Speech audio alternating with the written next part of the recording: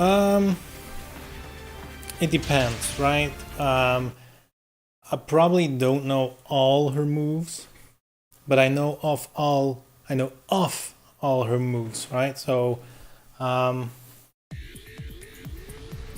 usually the way I go about it is, um, I think about every match as situations, right? So a situation would be you're both neutral and you're not attacking.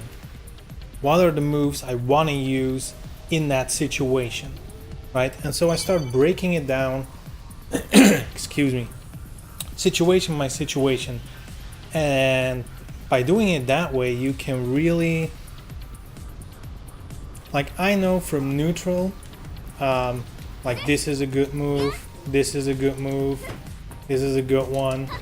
The mix-ups with a low move is a good one. And really, once you just have a couple of tools, you're off to the races. And sure, you can find more stuff, like there's this kick which goes into a guaranteed combo, but the kick is unsafe, so I wouldn't use it all the time. But other things like this, it's kind of safe because you can, move away. If it hits, you can combo. Stuff like that. So break it down in situations. And another situation is you're on the offense. You have the opponent's stun. What are your options then?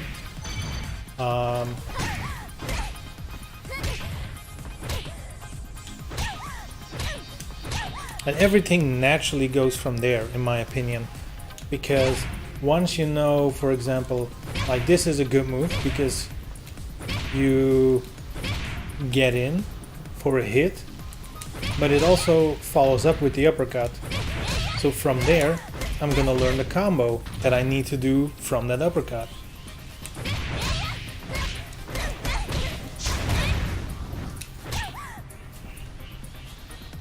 That's how I look about it. So do I know all the moves? Probably not. But there's a lot of moves that you're not gonna use in certain situations. I mean, when I'm in neutral, there's no real use for that move, right? It takes super long. It's unsafe. Well, I don't really think it's unsafe.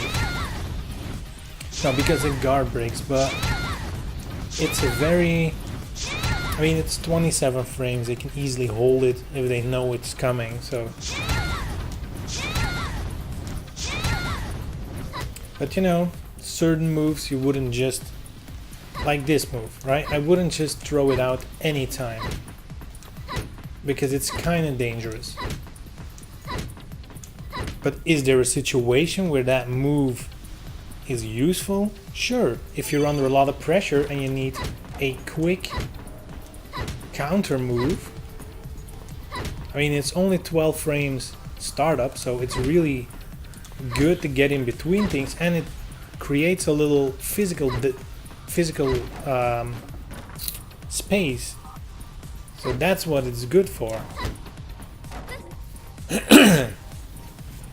That's basically, I mean, look at it in the mind of the people who make this game. They're putting in moves for a reason. They're just not throwing some moves together and like, oh yeah, looks cool, looks cool. Now, of course, they have an idea of this move is her, her pressure move from space, and this is a safe jab string.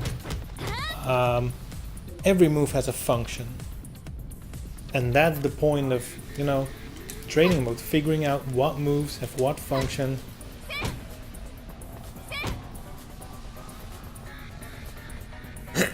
Jeez. Excuse me.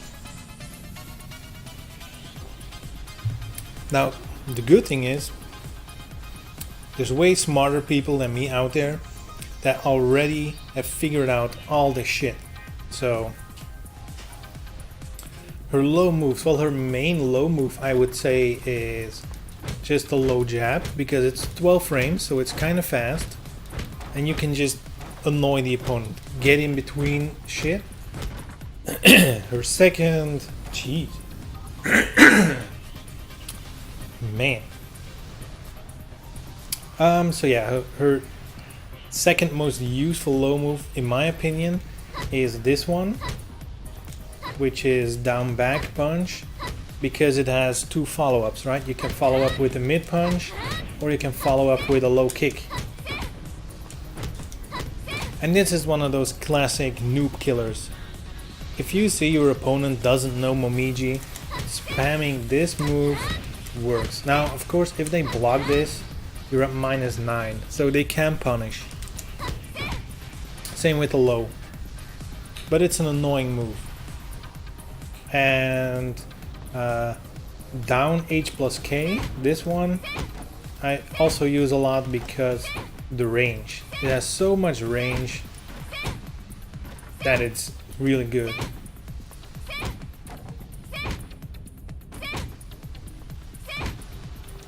I'm sure there's other low moves, like you have a little kick here.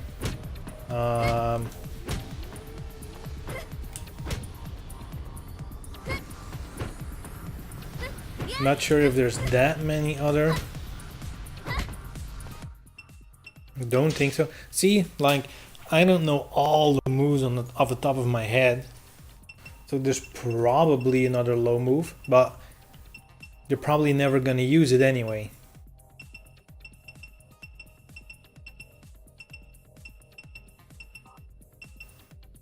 Or actually, that might be all of them. Well, yeah, probably a back-turned kick, but... Alright, so see, though that literally is all your low moves. Yeah, especially like little jabs like this, right? You can really... I mean, if you're on the offensive and you do a move that's safe, right? Like if you do this, -3, so if they try to react, just do shit like this. Or even if you do a move that's like punishable, but barely, right?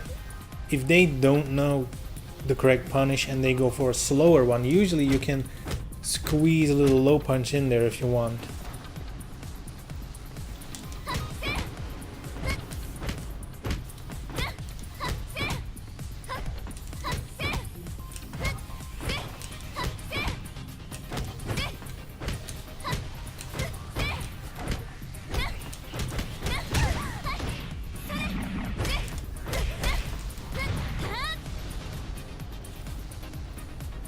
Yeah, and it depends on the character, right? So Momiji doesn't really have any big lows. But there's definitely some characters out there that have like low moves that can start a combo. So I can't think of one on the top of my head. Might be confusing it with Tekken though. I know in Tekken for sure you have characters that have a low move that ends up in a combo. But there's always like a reason to it.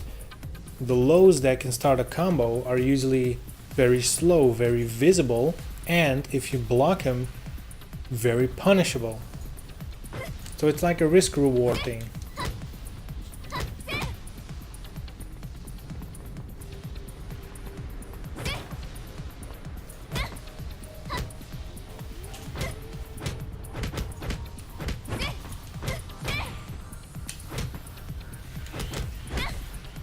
But yeah, in general, that's how I look at fighting games, right? Breaking it down in situations. There's neutral, you're on the offense, you're on the defense. There's a couple of other things to consider, like what's your health bar like? If you have a big alive lead, you can play differently. If you are in the live lead, you can literally walk away, and at that point you're winning. As long as they don't hit you, you're winning. Because there's a timer, or there should be at least.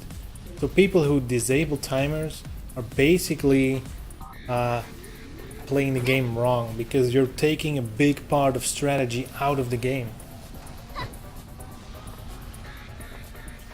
Yeah, if you have the live lead, you can really play with, you know, avoiding attacking, just walking away. Sure, of course, at some point, but look, it depends, right?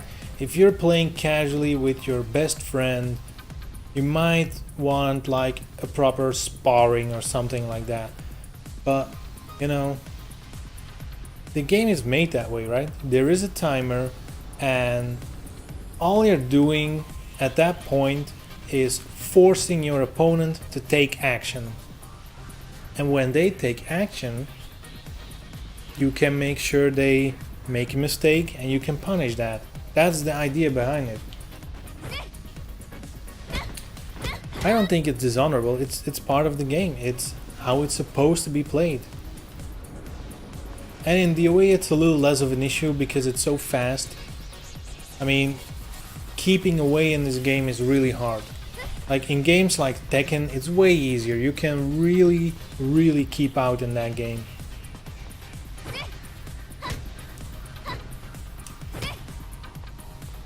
I mean, it all depends on the stakes as well. If you're like in a tournament, you bet your ass that you will use everything you can to win, right? And I don't mean it in a way of you need to start cheating or something, but the timer is there. It's a kind of pressure you can put on your opponent to make him, and that's the a big idea in fighting games in general, right? Taking options away from your opponent makes them more predictable because you know what options are left, right? If you know they have to start attacking, you know they're not going to use defensive stuff. For example.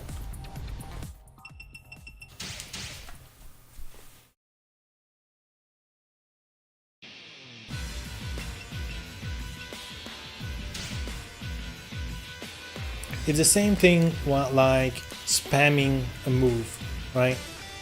There's people who really hate that, right? If you're spamming one move and they die because of it, you're like, dude, you're just spamming the same move over and over and over again. That's so cheap, blah blah blah. Well, if it's so cheap and so predictable, right, then do something about it. Because imagine again if you're in a tournament and you have some kind of cheap low kick that your opponent is just not blocking. Why wouldn't you spam it all the time? It's your ticket to a victory.